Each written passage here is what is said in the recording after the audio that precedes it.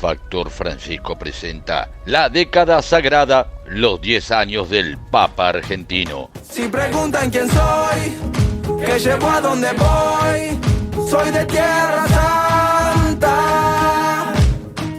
Soy de donde nací, donde voy a morir, mi Tierra Santa.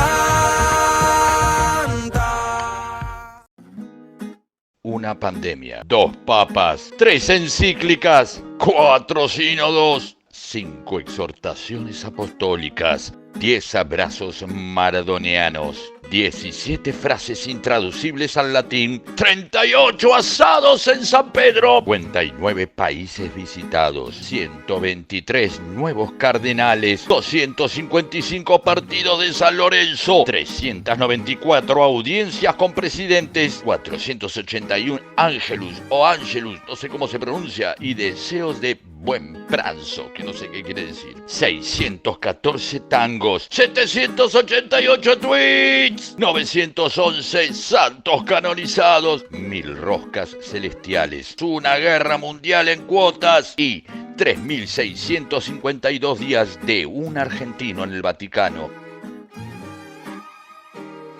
Un podcast con Néstor Borri, Santiago Barassi y Pedro Saborido, que cuenta cómo un vecino del barrio de Flores llega a dirigir los destinos de la institución más antigua de Occidente y se convierte en un argentino universal y campeón del mundo. Capítulo 3. Dios no se cansa de perdonar.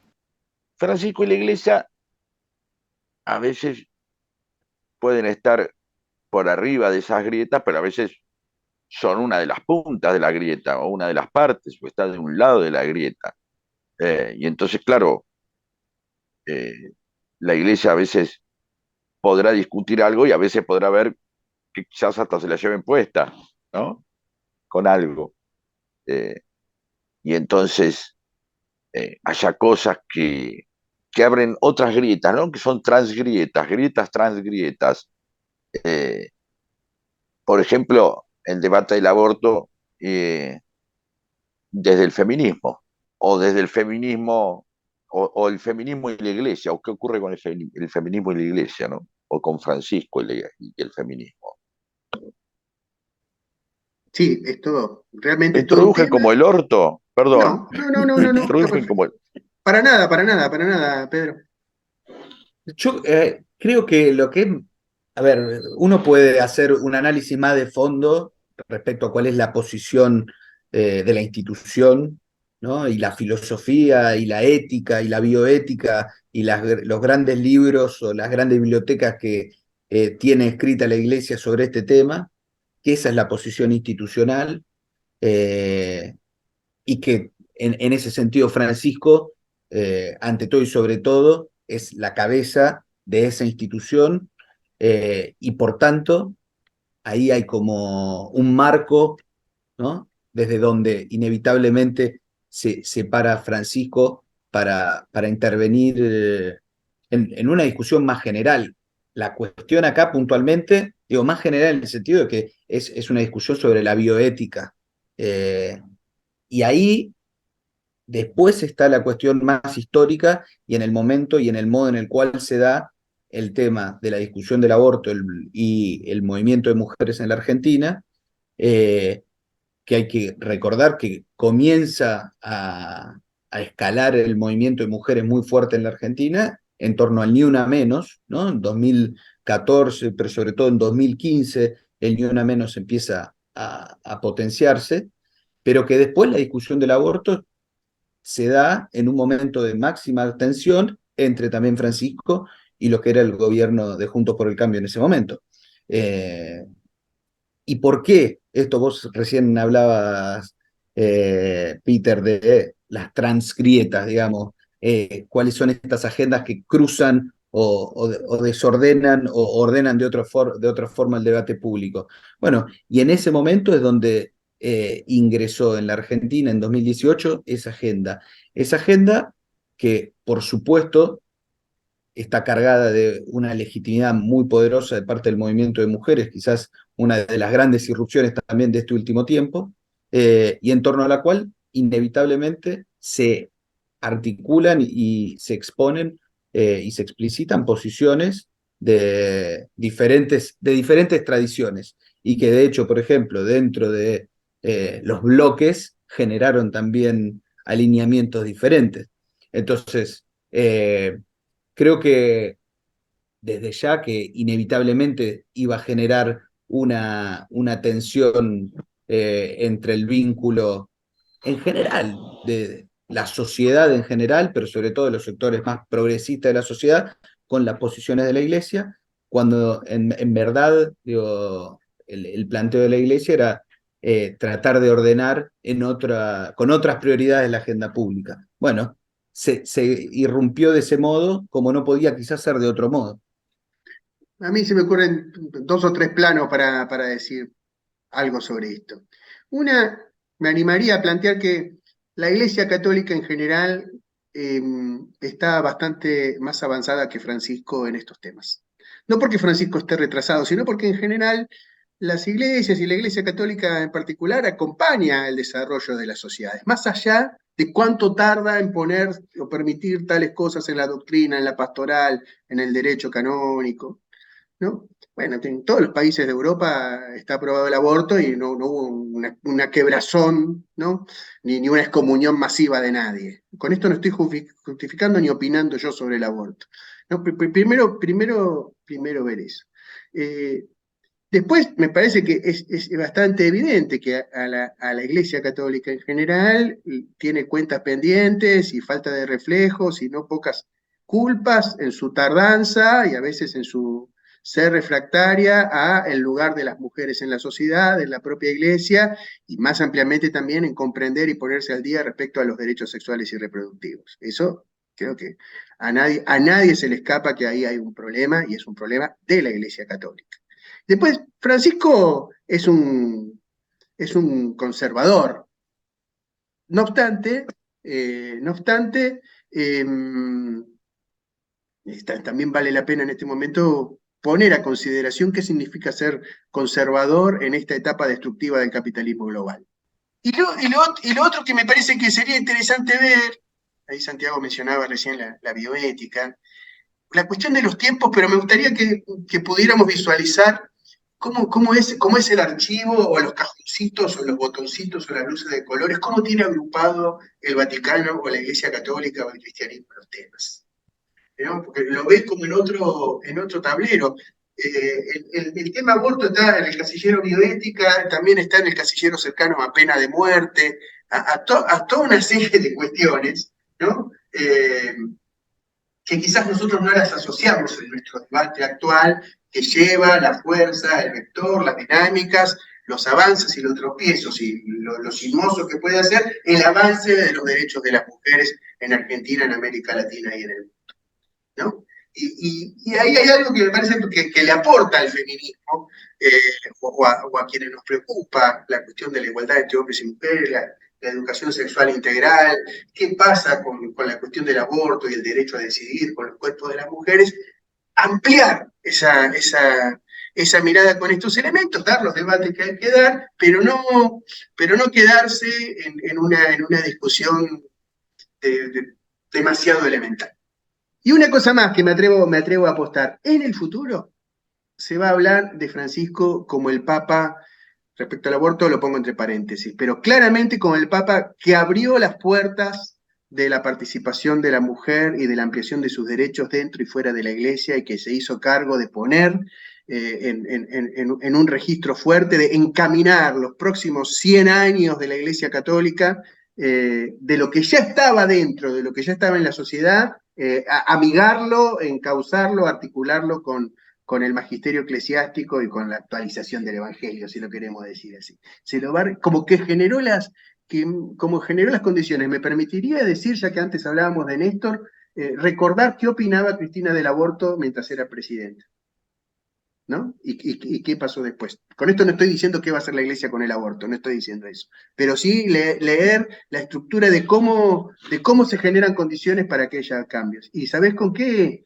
También me parece que va a pasar es con la cuestión de la diversidad sexual, más allá de lo sinuoso que puede parecer algunos planteos de Francisco sobre ese tema.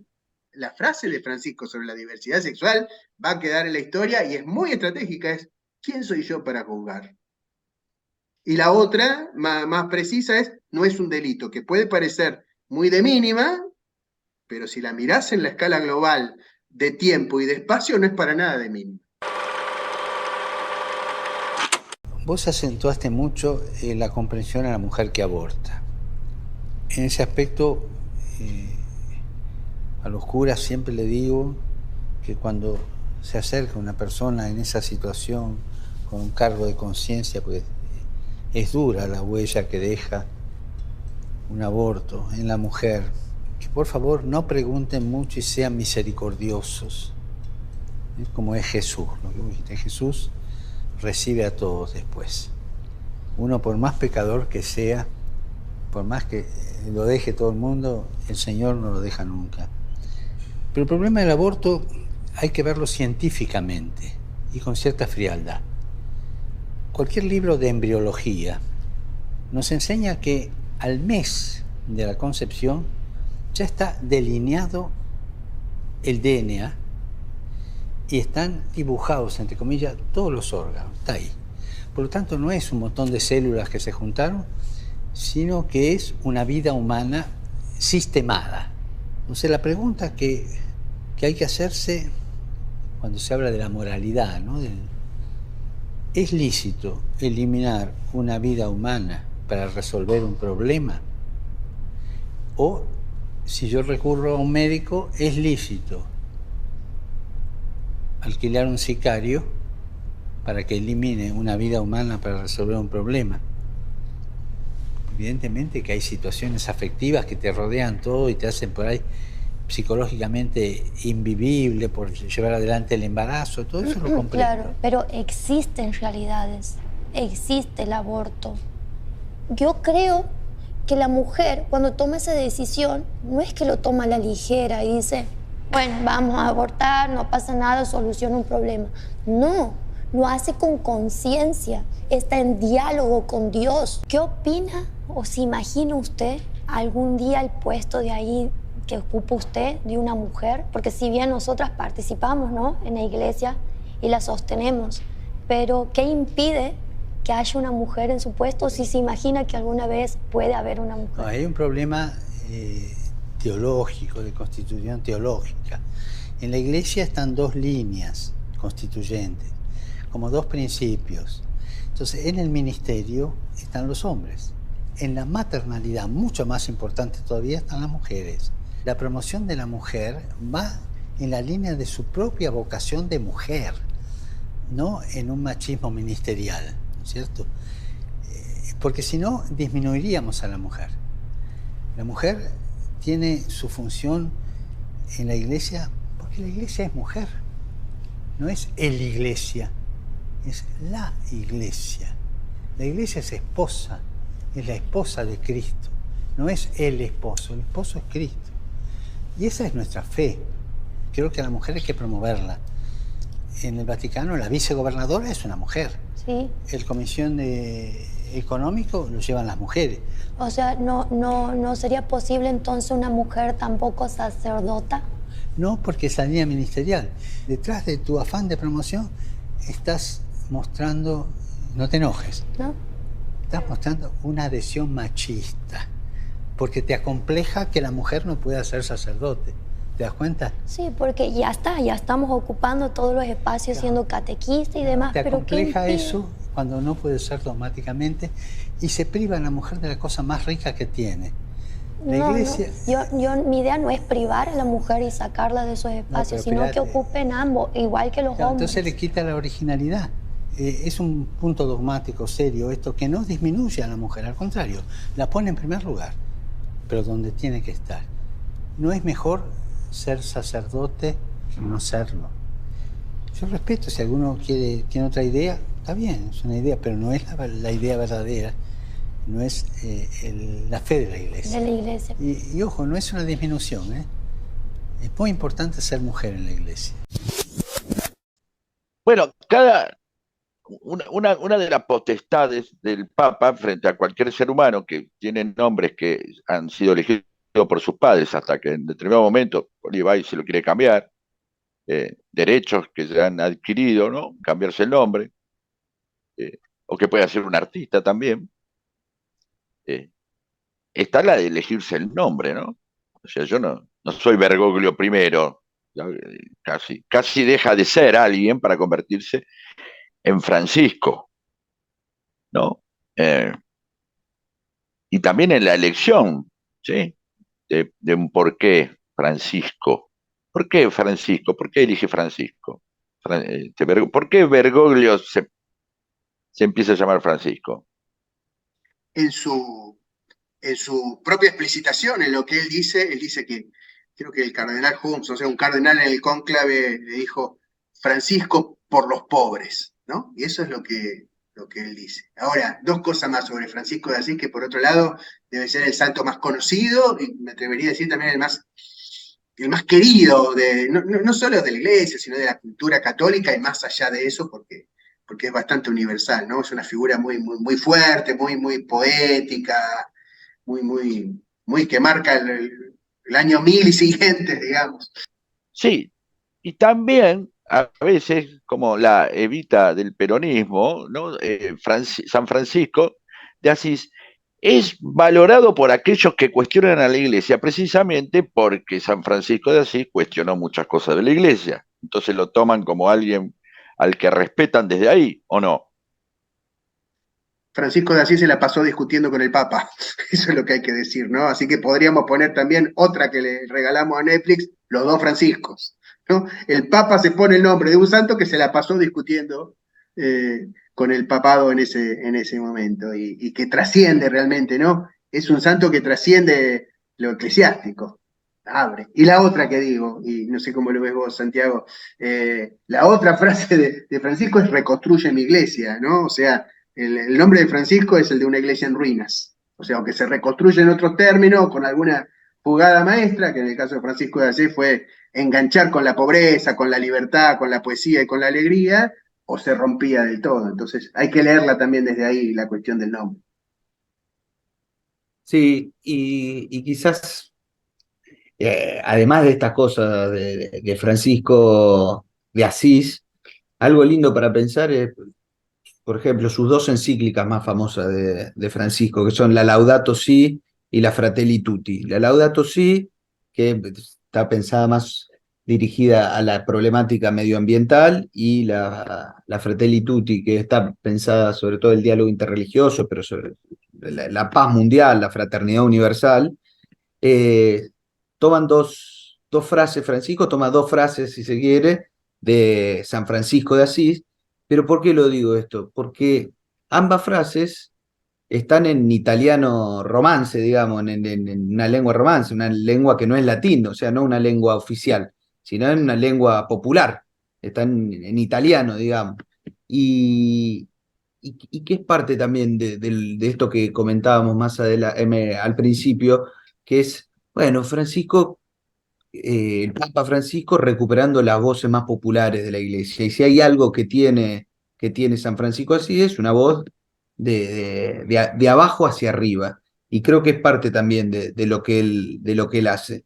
Esto de tratar de reconstruir una iglesia que se piensa de abajo hacia arriba, no como basista, meramente como basista, pero sí de que no puede desentenderse de los grandes temas de la humanidad. Y en eso, por eso el tema de los descartados, los pobres, los últimos, desde ahí para con todos. Pero es parte de lo que está dentro de esa elección de Francisco como nombre. Bueno, pero hay algo que es necesario también cuando volvemos a abrir y cuando podemos decir Fratelli Tutti, ¿no? Que es, bueno, ¿qué hacemos con las cosas que nos diferencian o qué hacemos con las cosas malas que hemos hecho? Y ahí aparece una frase interesante, que es Dios no se cansa de perdonar. Es como decir, si bien te mido, si bien te observo, también te perdono, ¿no? Es una frase para una iglesia que se renueva o para que una iglesia que se reconstruye, es che, perdonemos un poco, porque no queda nadie, si no. Es una frase nueva y vieja en la iglesia, como que de eso se trata, ¿no? Como decir, bueno, metámosle otra vez. Vos lo podrías poner, Pedro, lo podríamos poner en los términos de tu personaje, el padre Piolini, ¿no? En ese sentido, se podría leer en varios registros eso. Dios no se cansa de perdonar, como un argumento teológico fuerte, pero al mismo tiempo una invitación cercana, hay que seguir, hay que recomenzar, ¿no? Eso me parece que sí, que es como ir a la fuente, pero al mismo tiempo decir, perdonémonos un poco porque si no nos destruimos todo, el mundo, la iglesia, Europa, el papado, y eso lo pone, cuando Francisco lo dice en su primer Ángelus, lo pone en boca de una viejita, ¿no? Dice, una viejita me dijo, y sí, nosotros nos cansamos de pedir perdón, Dios no se cansa de perdonar, porque si así fuera ya estaríamos en el horno, ¿no? Más o menos así es la anécdota. Y ahí hay una cosa, siempre comentamos que el lema papal de Francisco es, lo miró con misericordia y lo eligió, ¿no? Así es, también lo aplica a sí mismo. Entonces esa cosa de, no es un todo vale, claro que no es un todo vale, pero sí es un todo se perdona. Y ahí hay una cosa muy, muy fuerte en tiempos que son muy, muy rigurosos, ¿no? Porque uno podría decir, el capitalismo no perdona, ¿no? Es severo el capitalismo, ¿no? Es un amo muy severo. Y yo creo que ahí él propone, frente al capitalismo global en su faz más mortífera, una cosa que se conecta con lo de Francisco de Asís por un lado, pero también tal cual, con una imagen de un Dios que propone otra alegría además, que es otro rasgo de la espiritualidad que propone. Otro goce, diría nuestro amigo Daniel Santoro. Bien, entonces Dios no se cansa de perdonar, cada vez que perdona algo, alguien refunda, ¿no? Cada vez que uno perdona algo, cada vez que alguien perdona algo, vuelve a refundar, vuelve a dar una oportunidad, vuelve a reconstruir, ¿sí? Pero ese Dios que no cansa pero ese Dios que no cansa de perdonar, es una iglesia que para no cansarse de perdonar se tiene que reformar. Bueno, en ese sentido, Francisco, parte de las cosas que está haciendo hacia adentro de la iglesia, que quizás son las menos noticiosas o noticiables para los grandes medios, porque también no están en el centro de las preocupaciones de las grandes mayorías en general de Argentina y del mundo, pero que una de las cosas que ha trabajado fuerte es en cómo de algún modo desarticular el poder de la curia vaticana, que si hay algo que tiene la curia vaticana es funcionar como los comisarios de la pureza, digamos, los comisarios de la doctrina, los comisarios de la ley. Y creo que es parte sobre todo de esta apuesta que hace Francisco, es decir, hay que cambiar la estructura, hay que cambiar el modo en el cual se toman las decisiones internamente, y en ese sentido es donde está también Francisco apostando a un laburo de sinodalidad, de encuentro, de opiniones más ampliadas, con una participación mayor de cardenales de varios lugares del mundo y no solamente que estén ahí en las 20 manzanas del Vaticano. Bueno, creo que es parte de eso también de lo que está metiendo Francisco en esta reforma estructural de la iglesia, que digo, está en ciernes eso, no es que también el tipo avanza y que no hay resistencia, todo lo contrario, pero quizás ahí está también lo que el tipo está queriendo dejar más de fondo internamente. Quisiera decir una cosa, ¿qué es lo que espero como consecuencia de la Jornada de la Juventud? Espero lío. Que acá adentro va a haber lío, va a haber. Que acá en Río va a haber lío, va a haber. Pero quiero lío en las diócesis. Quiero que se salga afuera. Quiero que la iglesia salga a la calle.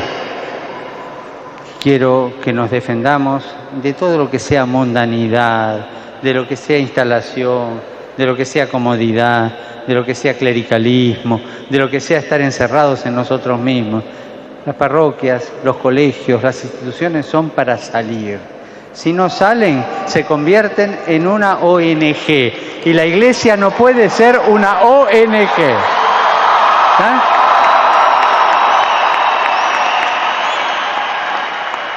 Que me perdonen los obispos y los curas, si alguno después le arma lío a ustedes, pero es el consejo. Y gracias por lo que puedan hacer.